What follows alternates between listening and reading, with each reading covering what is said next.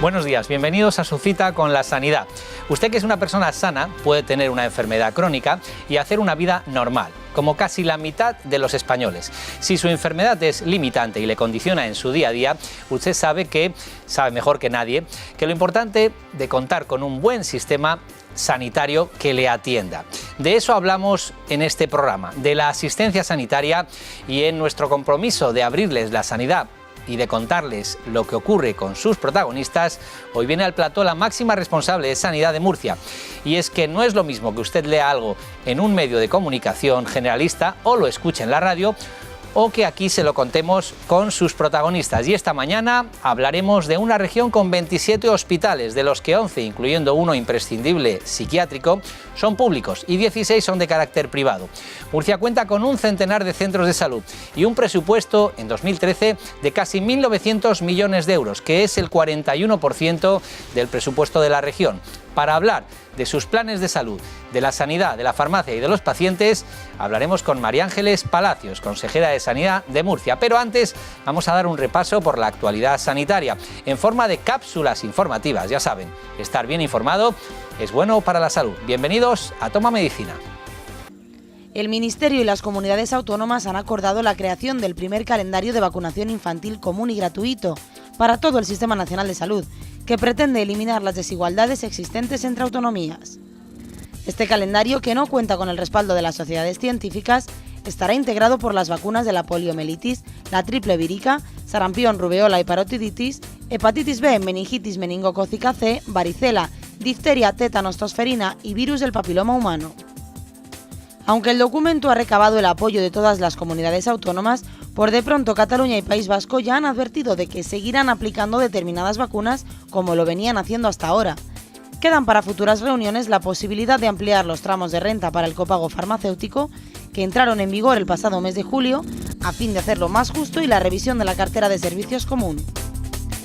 Por otra parte, al término del Consejo, la ministra Ana Mato ha asegurado que no se van a suprimir las ayudas para formar a los especialistas en trasplantes, despejando así las dudas ante la noticia de que el Gobierno estudia eliminar las ayudas destinadas al sistema de donación y trasplantes de órganos a las comunidades autónomas que incumplan el objetivo de déficit. Sí le garantizo que no se va a suspender ninguna subvención que sea necesaria para mantener la cohesión nacional o para garantizar los derechos y las prestaciones de los ciudadanos en todo el territorio nacional. La vacuna contra la tuberculosis, desarrollada por un grupo de investigación de la Universidad de Zaragoza, podría contribuir a erradicar esta enfermedad infecciosa, que afectará a 1/3 de la población mundial hacia el año 2050. Este es al menos uno de los objetivos marcados por la Organización Mundial de la Salud. Actualmente se registran unos 9 millones de casos nuevos de tuberculosis cada año y se calcula que 1 de cada 10 podría llegar en algún momento de su vida a padecer la enfermedad. De momento, esta vacuna, desarrollada íntegramente en España, diseñada por la Universidad de Zaragoza, está siendo probada en 36 humanos. Mañana se rememora el día en el que Robert Koch detectó en 1882 la causa de la enfermedad, el bacilo tuberculoso, un descubrimiento que supuso el primer paso para la elaboración de un diagnóstico. En España ha tenido lugar por primera vez un trasplante cruzado en el que uno de los riñones no era totalmente compatible con uno de los receptores. La intervención, realizada hace 3 meses, ha sido entre 2 matrimonios, uno de ellos que procedía del Hospital Puerta del Mar de Cádiz. En concreto, en este proceso se daba una incompatibilidad positiva leve que hacía que la operación no fuera viable inicialmente. Para conseguir que el riñón fuera compatible, se extrajeron los anticuerpos del receptor que causaban la incompatibilidad mediante una máquina de inmunoabsorción, lo que permitió llevar a cabo el trasplante con éxito. Para los médicos que intervinieron en la operación, esta técnica no beneficia solo a un receptor, sino a 2, ya que el trasplante cruzado implica a 2 receptores, y ninguno de ellos podría recibir el órgano si no se hiciera a través de esta técnica.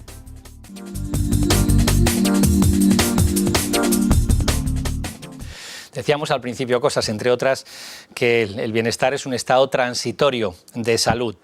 Lo que quiere decir que todos tarde o temprano necesitaremos de un buen sistema sanitario. Y hoy vamos a ver uno en concreto, vamos a ver muy de cerca y por dentro nada más y nada menos que la sanidad de Murcia. Y tenemos aquí a su consejera María Ángeles Palacios. Bienvenida, consejera. Hola, buenos días, bienvenido. ¿Dispuesto a este repaso profundo por la sanidad de Murcia? Claro que sí, encantada. Pues a modo de abrir bocado vamos a ver un vídeo que hemos preparado para que también que todos nuestros telespectadores conozcan un poquito, sobre todo los de fuera, que es cómo es la sanidad de Murcia, si le parece. Venga, estupendo. Vamos a ello.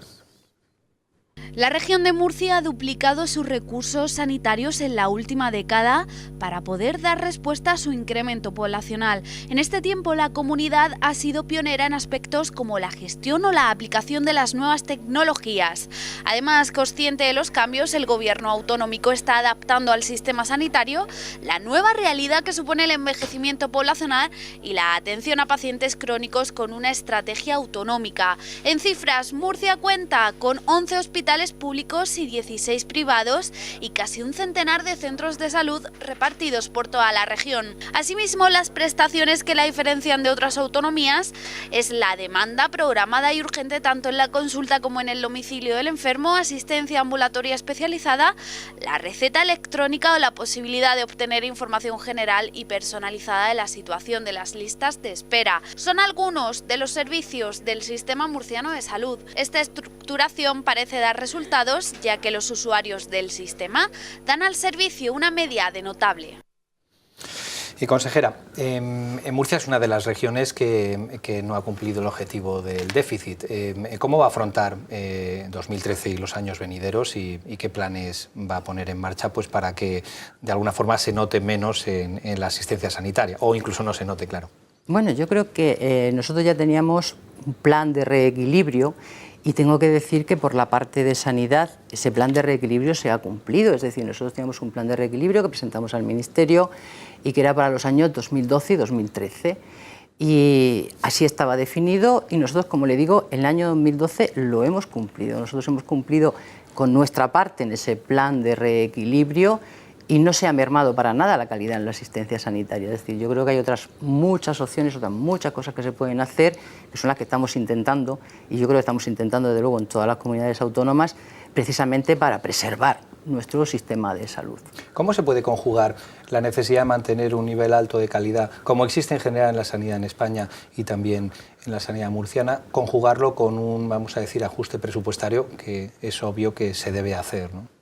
Bueno, yo creo que cuando estos son los momentos difíciles en los que no se trata de crecer de forma desmesurada y sin control, sino que lo que tenemos que hacer es poner un poco de rigor y de control en lo que estamos haciendo. Es decir, antes nos preocupábamos mucho más por abrir grandes infraestructuras, por tener la tecnología más avanzada y no nos preocupaba nada más porque había dinero. Ahora la situación es distinta, es decir, ahora queremos seguir teniendo la mejor tecnología, o por lo menos la tecnología más avanzada, las mejores infraestructuras, también queremos seguir manteniéndolas, pero ahora hay una variable que antes no se tenía en cuenta y ahora sí, y es el presupuesto.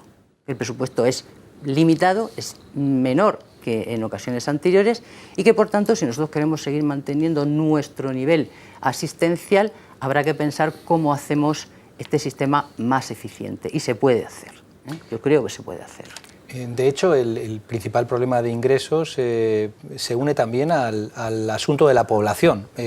¿A Murcia se le reconocen con los cálculos oportunos la población actual que tiene? No, nosotros es algo que venimos demandando desde hace muchísimo tiempo, porque ya el modelo que había antes de financiación se contemplaba la posibilidad de revisar las cantidades en función de la población, pero eso nunca se hizo y nosotros desde ese modelo hasta ahora hay casi 500.000 de habitantes más.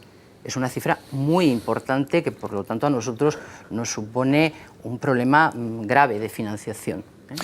Consejera, ¿se esperan, de cara también un poquito para que nuestros telespectadores, especialmente los murcianos, pues puedan saberlo, ¿se esperan nuevos ajustes en este año en relación al presupuesto sanitario? No más que los que ya habíamos hecho durante el 2012. El cinturón ya se ha apretado. Efectivamente, entonces, ¿no? Nosotros ya habíamos tomado una serie de medidas en el 2012, o por lo menos habíamos planteado sobre papel una serie de medidas en el 2012, pero no se pudieron implantar, algunas de ellas no se han implantado hasta enero del 2013, es decir, que esas van a dar fruto ahora, ¿no? Y pensamos que vamos a conseguir los ahorros esperados.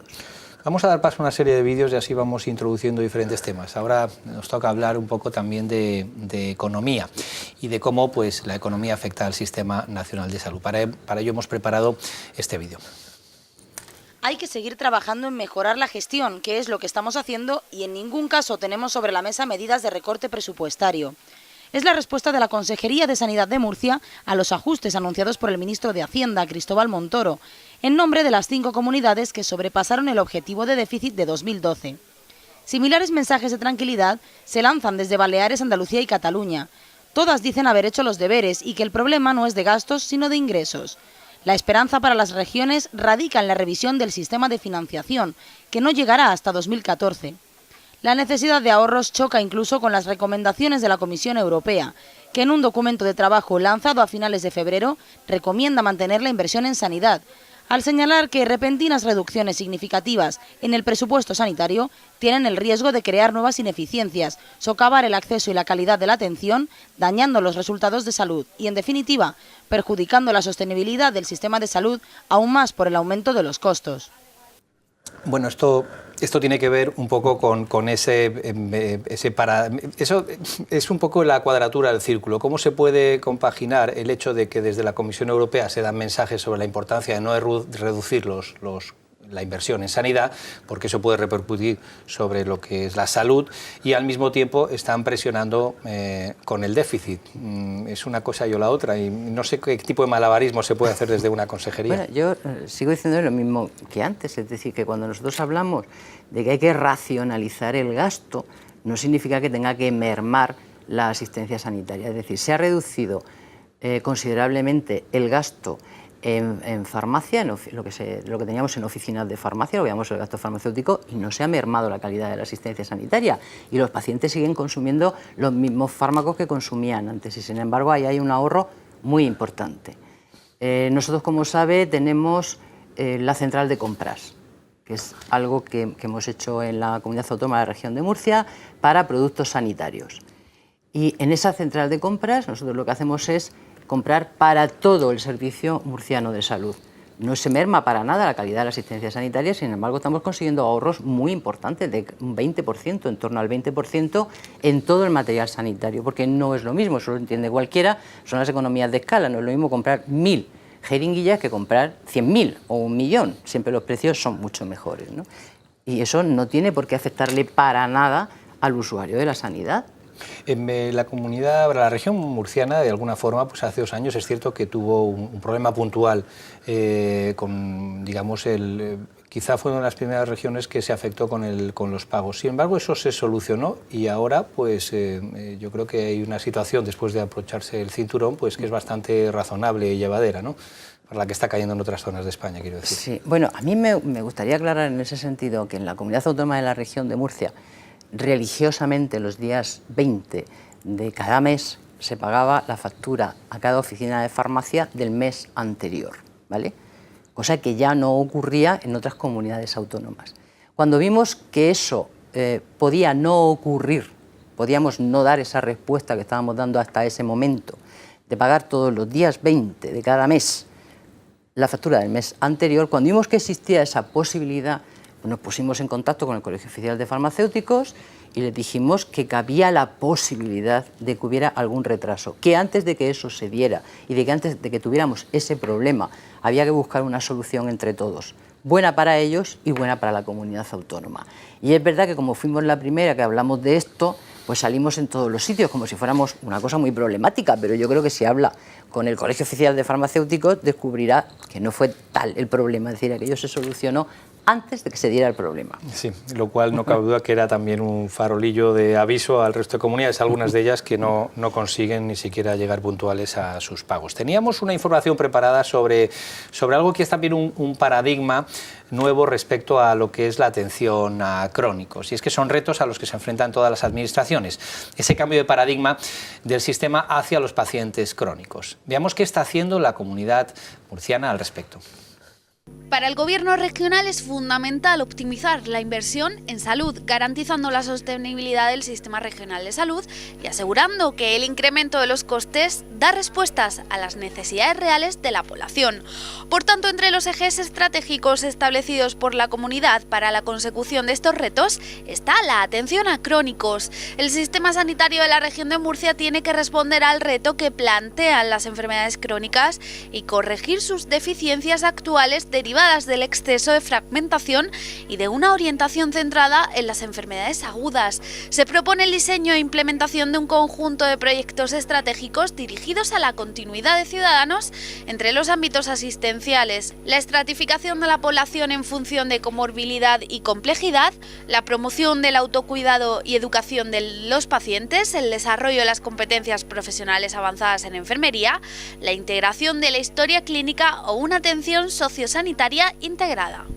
Bueno, lo hemos dicho todo. Sí, muy resumido. Todo. Es cierto que es un problema que no es bastante común al sistema sanitario español en general, ¿no? Sistemas preparados para atención de agudos, cuando en realidad pues casi el 50% de la población, en ese camino está también la región de Murcia, ¿no? Sí, efectivamente, yo creo que todo cambia, estamos en una sociedad cambiante y hay que ir modificándolo todo, y si eso ocurre en cualquier ámbito de nuestra vida cotidiana, mucho más en sanidad, ¿no? Sanidad avanza mucho y nosotros tenemos que avanzar al ritmo de cómo avanza la sanidad y también al ritmo efectivamente de cómo tenemos nuestra pirámide poblacional, ¿no? Hay que adaptarse a eso. Me imagino que el paciente deberá retomar un poquito también de autocuidado, ¿no? Es decir, gestionar mejor su enfermedad si es un crónico, ser más responsable incluso con los recursos.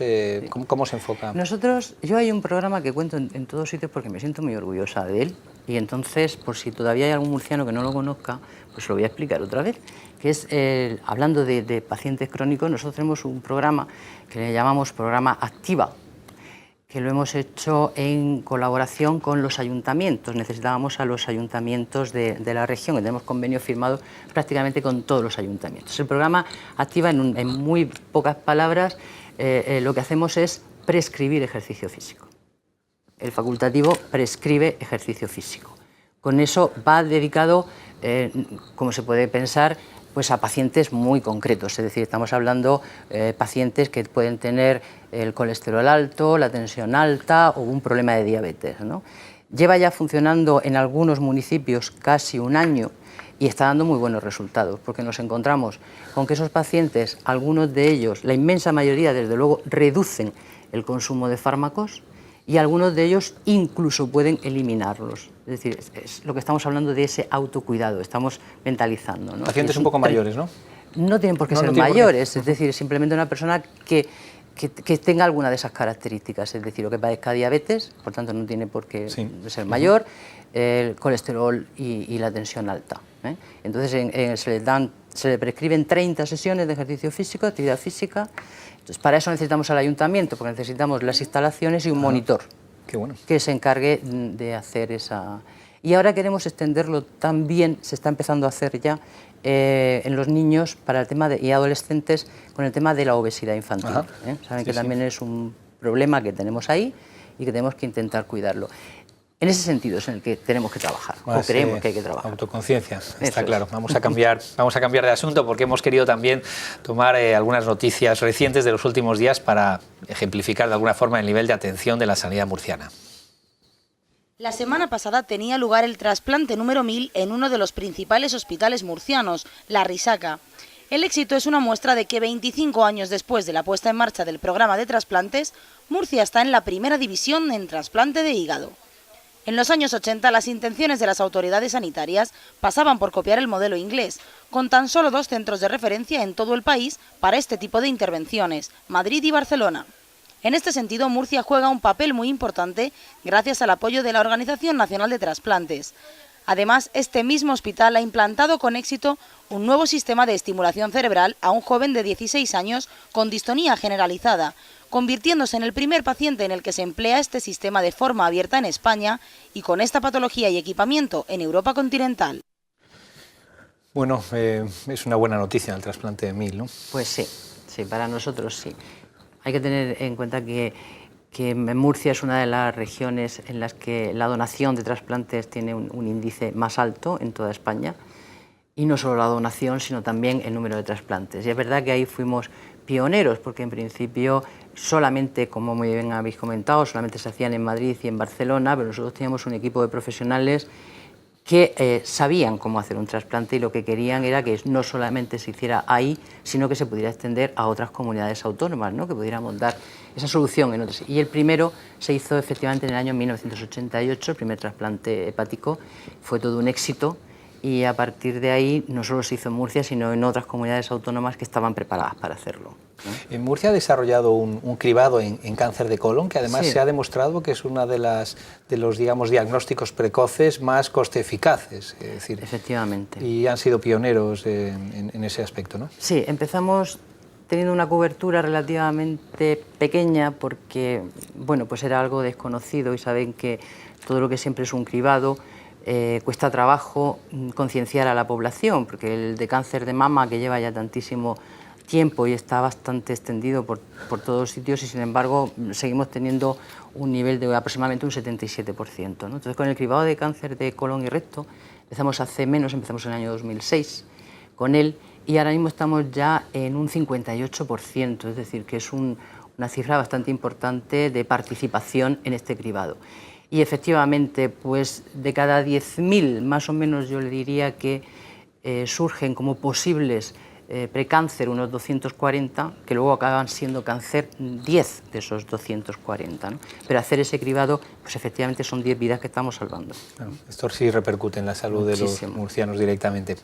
Hablemos un poquito de gestión, que quizá para un público menos especializado les suene raro. Últimamente están apareciendo muchas noticias con intenciones diferentes, pero sí sobre la externalización, la privatización, etcétera. Cataluña tiene modelo implantado desde hace muchos años, Madrid también, la Comunidad Valenciana, son vecinos.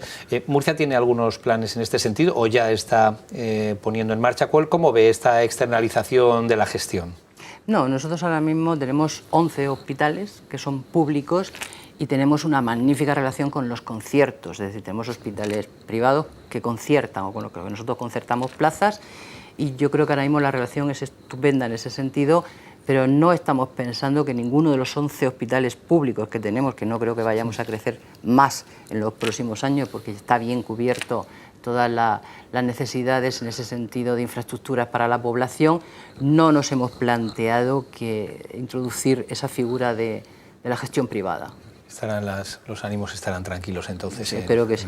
Bueno, vamos a hablar de listas de espera. Esta es una de las asignaturas pendientes de la sanidad en España. Es decir, probablemente no se ha sido suficientemente transparente en algunas comunidades autónomas porque a nadie le gusta contar que se está alargando las listas de espera, que por otro lado se estarán produciendo. ¿Cómo contempla esas listas de espera? Por otro lado, dicen los expertos, necesarias. Mal sería si en una comunidad alguien quisiera o necesitara cualquier prueba diagnóstica o intervención quirúrgica y en 24 horas se lo hicieron.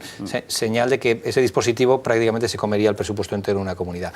Pero ¿qué hay de esas personas que están viendo retrasados en algún caso su intervención? Bueno, a mí lo que me gustaría dejar claro, porque cuando hablamos de listas de espera, hay quien ha estado alguna vez en una lista de espera y quien no ha estado nunca, y entonces no sabe exactamente de qué estamos hablando. Y a mí sí que me gustaría en ese sentido, insisto mucho, cada vez que me lo preguntan en la comunidad, y aquí voy a aprovechar también para decirlo, que cuando hablamos de listas de espera, por supuesto no estamos hablando de ningún tratamiento urgente, para nada. Es decir, cuando uno tiene una urgencia, entra directamente y no espera nada.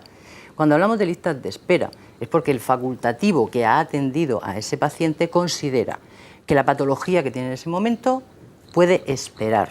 Es decir, estamos hablando, pues no sé, pues de unas cataratas, de una operación de juanete, de una verruga. Es decir, estamos hablando de aquellas intervenciones o de aquellas pruebas diagnósticas que pueden esperar. Las que no, las que son urgentes, se tratan y se tratan inmediatamente.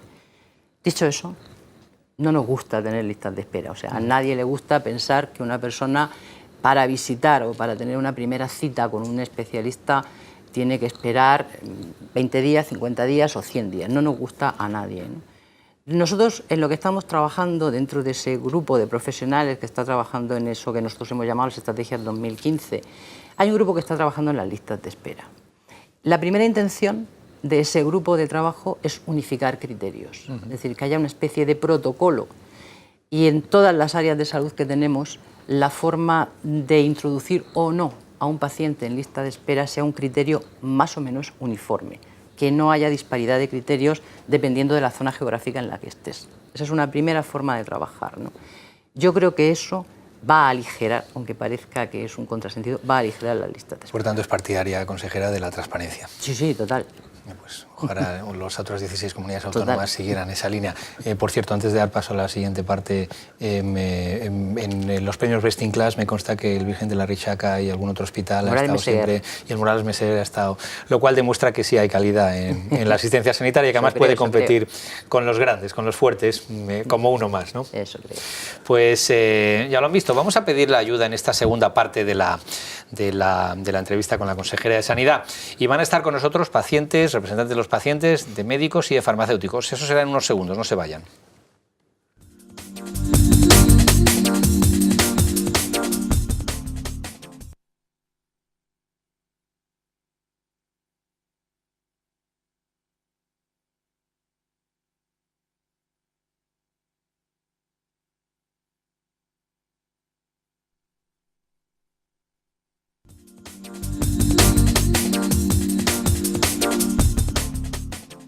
Estamos hablando esta mañana con la consejera de Sanidad de Murcia, María Ángeles Palacios, y en esta ocasión pues hemos preferido que también se incorporen, como siempre solemos hacer, los protagonistas, médicos, farmacéuticos y pacientes. Decía, tenemos con nosotros al vicepresidente del Colegio de Médicos de Murcia, el doctor Francisco Miralles. Bienvenido.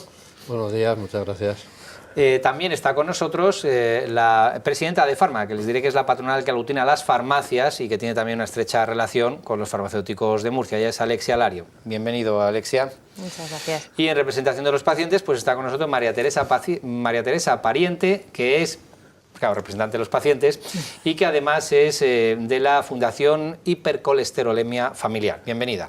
Además sois todos los que estáis luchando fuerte por todos los programas de prevención, de los que ahora hablaremos. O sea que estamos como queremos. Bueno, quienes están como quieren son los médicos en Murcia, que yo creo que es la excepción. Quedan pocas comunidades que no estén en un conflicto un poquito abierto. Es decir, con esto no quiero animar a que haya nada parecido, ni mucho menos, pero sí hay un clima de entendimiento que sería bueno trasladarlo a otras regiones, ¿no? Sí, evidentemente el entendimiento con el gobierno regional es grande desde hace bastantes años, ¿no? Y durante esta crisis la gestión, cómo los profesionales han colaborado en el mantenimiento de esa calidad asistencial con un recorte presupuestario importante, yo creo que es de agradecer, ¿no?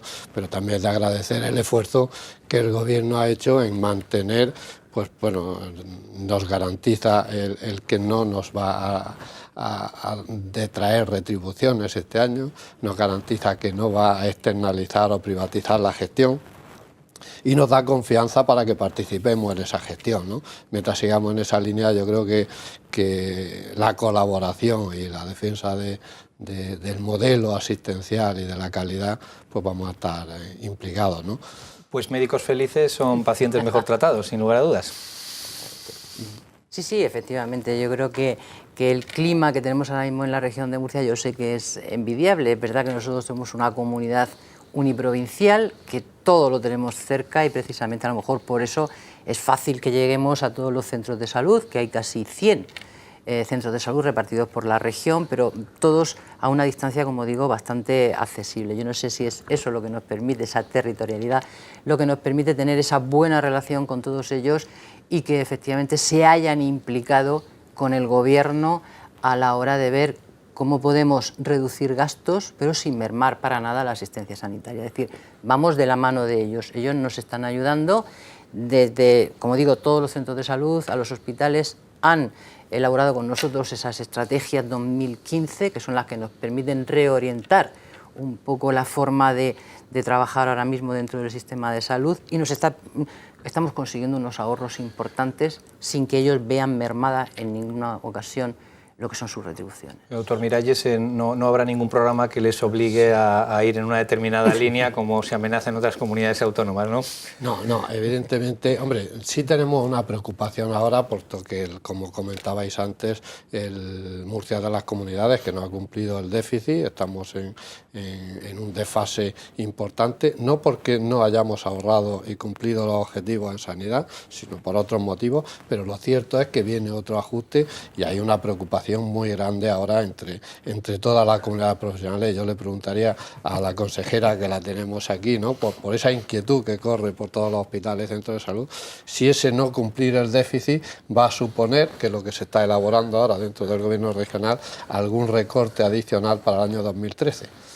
No, yo creo que no. Yo lo he dicho ya en reiteradas ocasiones. Nosotros hay cosas que ya se habían puesto en marcha, que nos han permitido ahorros importantes en el 2012, pero hay otras que no hemos podido poner. Por ejemplo, de la misma forma que teníamos la central de compras para productos sanitarios, nosotros queremos hacer esa central de compras en lo que es la farmacia hospitalaria. Y eso lo vamos a poner en marcha ahora. Eso va a conseguir unos ahorros importantes que nos va a permitir no tener que tocar otras cosas. Es decir, nos sigue quedando todavía un recorrido largo dentro de la gestión para seguir reduciendo costes sin mermar ni la calidad, por supuesto, de la asistencia sanitaria, que es lo que más nos preocupa, porque nuestro objetivo último es obtener resultados en salud, ese es nuestro objetivo último, y por supuesto contando con los profesionales para todo. Vamos a hablar de la farmacia de calle. Tenemos a Alexia Alario, que seguro que ha hablado con sus colegas murcianos y tiene alguna pregunta que hacer a la consejera. Bueno, pues antes de nada agradecer, ya que tengo la suerte de estar con la consejera murciana, el apoyo que dio la región de Murcia, porque fue además uno de los primeros al modelo de oficina de farmacia español, y por parte también de los farmacéuticos murcianos, pues me gustaría hacer público, que ya sé que lo han hecho en varias ocasiones, pero bueno, ya que estamos en aquí frente a frente, pues lo tengo que decir.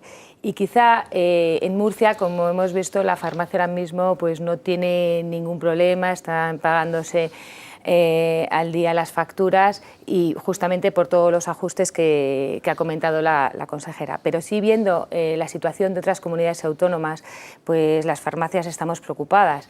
Me refiero sobre todo, pues si no sé si Murcia contempla la posibilidad de realizar un decreto ley, como ha aprobado las Cortes Valencianas la última semana.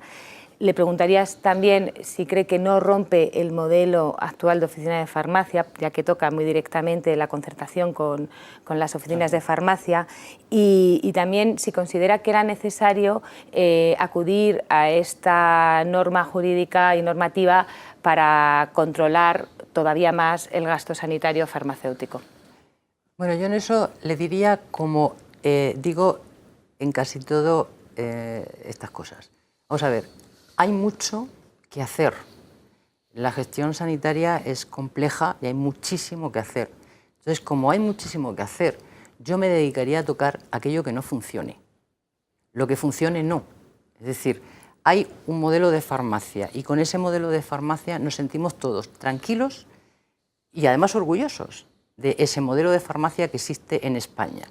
Yo no lo tocaría. Es decir, yo creo que la farmacia se le ha tocado desde el punto de vista, digamos, monetario, ¿no?, en el sentido de que es verdad que se ha ido bajando los precios de referencia, pero también es verdad que había que tocar y había que hacer algo con los usuarios del sistema de salud. Pues yo lo he dicho muchas veces, hace como 20 años aproximadamente, el ciudadano contribuía con un 20% a lo que era el gasto farmacéutico del sistema de salud, ¿no?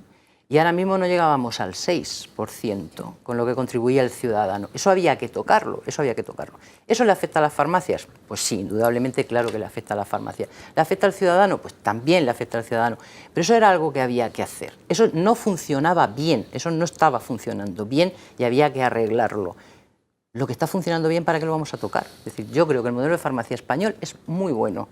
Conseguimos que en municipios pequeñitos, municipios de muy poca población, sea una parte más del sistema sanitario, es la oficina de farmacia. Parece que no está cerrado el círculo hasta que no ha pasado el paciente por su oficina de farmacia. Si eso está funcionando bien, yo no lo tocaría, sinceramente. Sí, el hecho de que lideráramos Europa por la cola en la aportación del paciente, pues sí exigía un poco pues, el sentido común de si las cuentas no salen. Quizá la vuelta de tuerca adicional de la Comunidad Valenciana, en este caso, tiene que ver con reducir aún más, y hablan del entorno del 25%, ¿no, Alexia? 300 millones de euros. Lo cual prácticamente pues, deja sin beneficio a las farmacias. Por eso me imagino que el modelo será difícilmente sostenible si hay un recorte de esas características, ¿no? Pero... Claro, yo por eso hablaba de que lo que nosotros íbamos a poner ahora en marcha este año era un control también sobre la farmacia hospitalaria. No un control, sino simplemente hacer esa compra centralizada para toda la comunidad autónoma. Eso también será un ahorro, porque no es lo mismo comprar para un único hospital que comprar para 11, pero ya está, es decir, eso es lo siguiente que nosotros tenemos en cartera para poner en marcha. Y para hablar de prevención, qué mejor que hacerlo con la Fundación Hipercolesterolemia Familiar, que además es pionera incluso a nivel mundial en muchos estudios epidemiológicos que son realmente interesantes. Sí, ¿no? es verdad. María Teresa. Gracias por estar aquí, gracias consejera por tener la oportunidad esta tarde de compartir con todos, sobre todo con usted, este ratito. Y es verdad que tengo que decirle que me ha encantado en principio ver a través del vídeo todas esas actividades que van a llevar a cabo en su comunidad y sobre todo que sea o que enfoquen, digamos, a los pacientes crónicos. Pues es verdad que todos pensamos que eso es necesario. Yo hoy represento, bueno, hoy porque estoy aquí, siempre represento a los pacientes con hipercolesterolemia familiar. Son las personas que tienen el colesterol elevado desde que nacen y creo que es el modelo, según dice la OMS y según dicen otras instituciones, el modelo ideal de prevención. Entonces yo creo que en eso coincidimos. Y también hemos coincidido en el año 2007 cuando firmamos un convenio de colaboración con usted, que también entonces ya era consejera, y ese convenio preveía hacer un plan de detección precoz que es muy importante para estas personas que de saber que tienen colesterol elevado y saber que tienen ese problema desde muy pequeñitos, puesto que desde que ellos nacen ya tienen este problema, es el modelo ideal para poder poner en marcha medidas de prevención y evitar con ello el desarrollo de la enfermedad coronaria, que todos sabemos el coste tan elevado que tiene para un sistema sanitario. Entonces mi pregunta, consejera, como no podía ser de otra manera, ¿usted cree que podemos de nuevo retomar aquel convenio y poner en marcha toda aquella segunda parte que probablemente ha quedado pendiente? Esa es mi pregunta. Bueno, la pregunta puede parecer fácil a simple vista, pero no lo es. No lo es porque efectivamente estamos en una situación presupuestaria en la que cualquier programa que pongamos en marcha siempre lleva detrás una partida presupuestaria. Pero yo creo que si en algo tenemos que poner empeño, efectivamente es en la prevención, es decir, es el dinero mejor gastado. Es mucho mejor invertir un euro en prevención que luego un euro en asistencia sanitaria, ¿no? Y por tanto yo creo que tenemos que trabajar sobre eso. Es cierto que vamos a tener un control muy exhaustivo de todos los enfermos crónicos, lo que nos va a permitir también, por tanto, detectar muchas veces esto que pueda tener algún origen familiar, algún origen genético.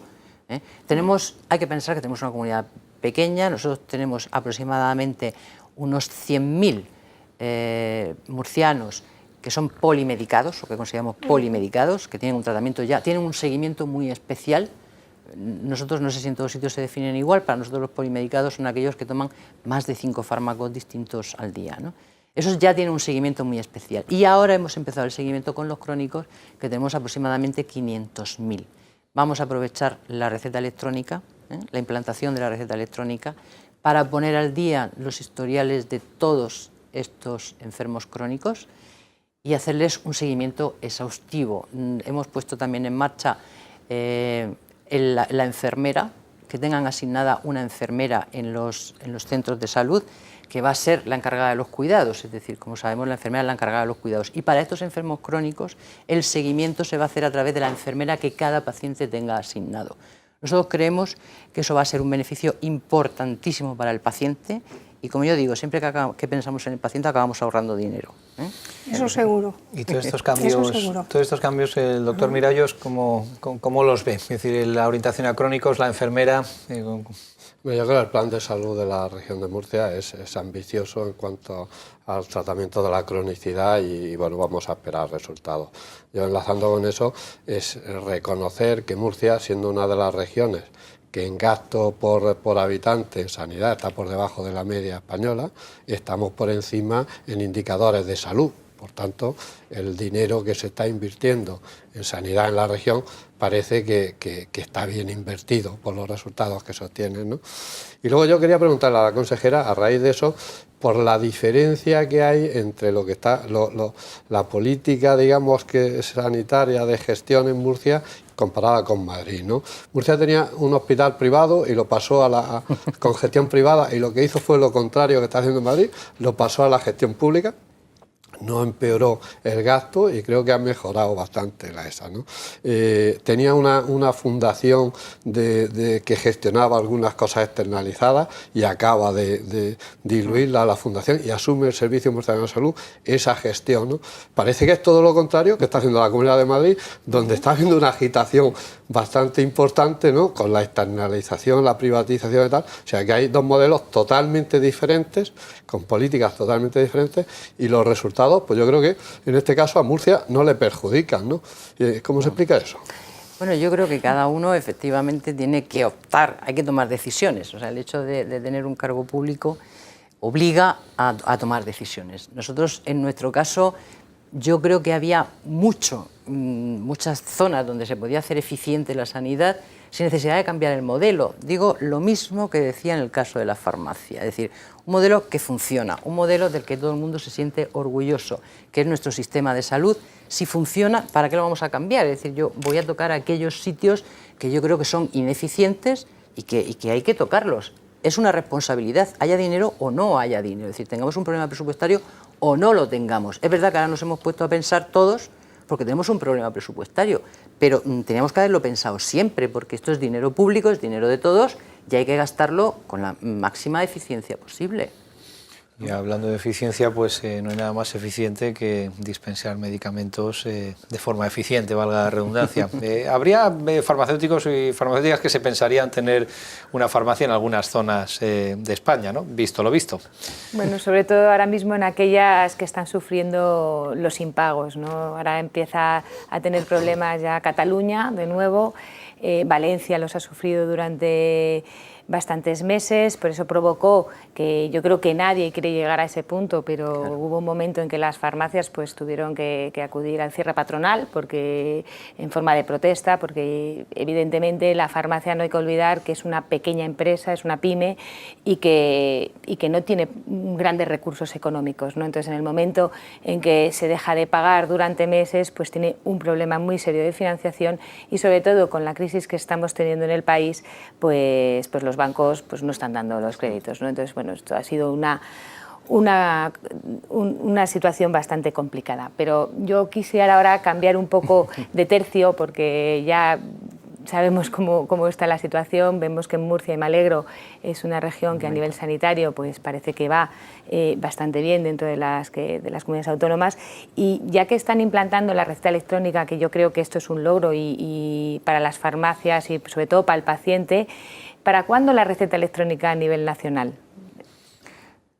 Bueno, yo creo que esto es un problema del que espero que antes de que se termine de implantar en todas las comunidades autónomas nos pongamos de acuerdo, porque si no va a haber 17 modelos distintos de receta electrónica y luego conseguir que haya una receta electrónica común para toda España va a ser un problema, ¿no? Yo creo que estamos trabajando en ese sentido, es decir, nosotros cuando nos hemos puesto a trabajar sobre la receta electrónica hemos intentado ser lo más parecido posible a lo que luego en su momento pueda exigir el Ministerio, ¿no? Yo creo que debe quedar poco, porque prácticamente todas las comunidades autónomas ya tienen hecho por lo menos alguna prueba piloto dentro de su comunidad autónoma, o sea que yo espero que poco. Madrid también lo estamos haciendo ahora. María Teresa, yo creo que estáis ahora en una situación, pues redescubriendo de nuevo, en función de los datos epidemiológicos, el riesgo cardiovascular, ¿no? Sí, la verdad que estamos en ello, estamos muy activos, siguiendo en este momento tenemos ya 3.800 personas que estamos siguiendo, es decir, una cohorte de familias con hipercolesterolemia familiar. Pues que la Fundación entiende que una vez que se detecta un caso, para eso hacemos el diagnóstico genético, intentamos llegar a todos los familiares para hacer detección precoz, para poner en marcha medidas de prevención y para conocer un poco más acerca de la enfermedad cardiovascular en este grupo poblacional del que todavía sabemos muy poquito. De manera que la Fundación desde el principio se plantea seguir a esta cohorte de pacientes. Lo iniciamos en el año 2004, pero desde el 2009 es cuando hemos crecido enormemente, porque lo que hacemos es, en colaboración con los 25 centros hospitalarios que colaboran con nosotros, nos desplazamos a las comunidades autónomas que tienen este interés en seguirnos con nosotros, y en ese caso, ¿qué sucede? Que al año pues se incluyen en este estudio hasta 500 personas nuevas, de manera que incorporáis de vamos forma incorporando, de manera que por eso en estos últimos años hemos crecido enormemente. Y es verdad que se trata de un estudio prospectivo en el que tenemos muchas esperanzas puestas. Primero, porque todas las personas tienen diagnóstico genético. Se tratará de conjugar esos datos genéticos con los datos clínicos y nos llevarán a nuevos factores pronósticos que nos ayudarán a identificar mejor el riesgo en función de diferentes correlaciones. María Teresa, una preguntita en este sentido, perdona que te corte, porque cuando la consejera habla de prescribir ejercicio físico, eso para las enfermedades cardiovasculares tiene que ser extraordinario, ¿no? Vamos a ver, eso es lo que nosotros decimos, que las familias con hipercolesterolemia familiar, dentro de ese seguimiento de la enfermedad, pueden modular. Es decir, hay un aspecto que no podemos cambiar. Es decir, la genética no se puede cambiar, el sexo tampoco, pero es verdad que el ejercicio físico, el autocuidado, lo que ella decía, eso es esencial. Y los pacientes con hipercolesterolemia familiar que forman parte de este estudio lo saben muy bien, porque nosotros intentamos sensibilizarles de la importancia que tiene ese aspecto que depende de ellos, claro, para tratar de mantenerse en peso, para evitar el tabaco, esencial en los adolescentes.